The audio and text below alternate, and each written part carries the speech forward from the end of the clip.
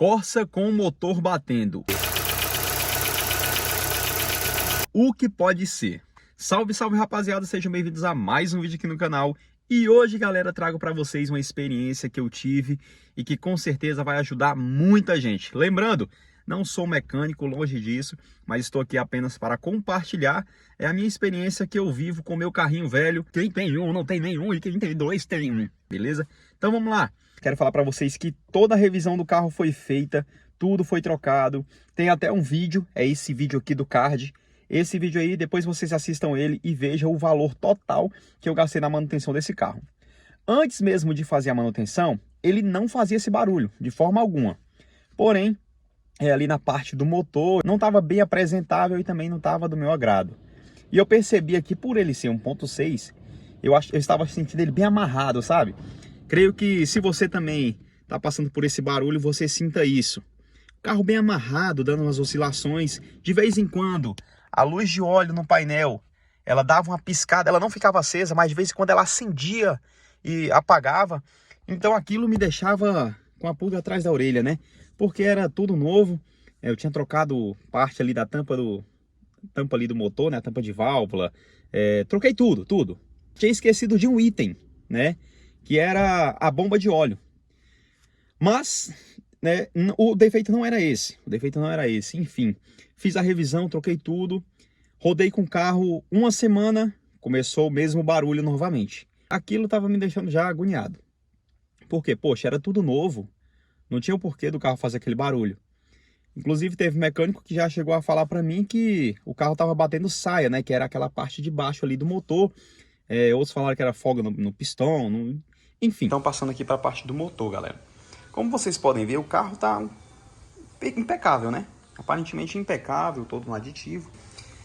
Eu percebi uma coisa, antes de trocar os parafusos, né? Os prisioneiros aqui, ó, do cabeçote, os parafusos tinham porca.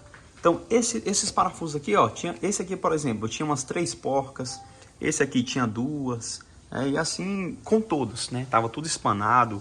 Eu resolvi então colocar tudo padronizado, vocês podem ver, ó, até tudo em aço inox, padronizado, bonitinho. E depois que eu troquei esses parafusos, o problema começou a aparecer com mais frequência. Então eu refiz a manutenção inteira, troquei comando, troquei tudo. E assim que finalizou a manutenção, que eu rodei uma semana, o barulho começou. Antes ele não fazia, né? Aí ele começou. Pois bem, troquei o comando novamente, que estava na garantia. Então fui lá, troquei o comando. E rodei uma semana e novamente o mesmo barulho. E não estava sabendo o que estava acontecendo, que estava estourando o comando, né?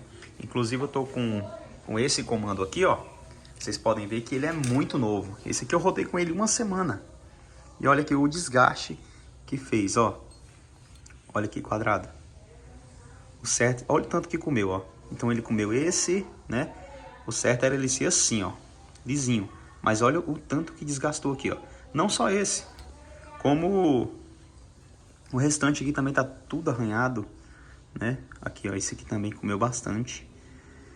Então, esse aqui foi o problema do meu carro, né? Comando estourado. Mas o que levou o comando a estourar? O que fez com que ele estourasse? Essa peça aqui, galera, ó. A gaiola, tá? Então a gaiola antiga, ela estava empenada. Então quando colocava o comando novo, ele estava retinho ali. E por conta dos parafusos antigos, provavelmente, né, que rodou bastante, os parafusos antigos que tava tipo um com 3 porcas, um com 2, então ela meio que torceu ali com a questão do calor do motor.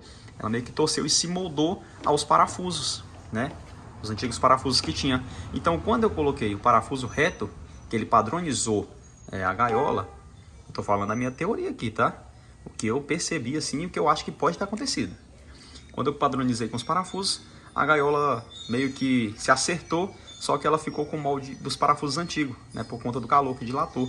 Então ela meio que torceu e quando eu colocava o comando que ele girava, acabava arranhando, estourando de novo. Aí ele ficava com esse barulho que vocês estão vendo aí.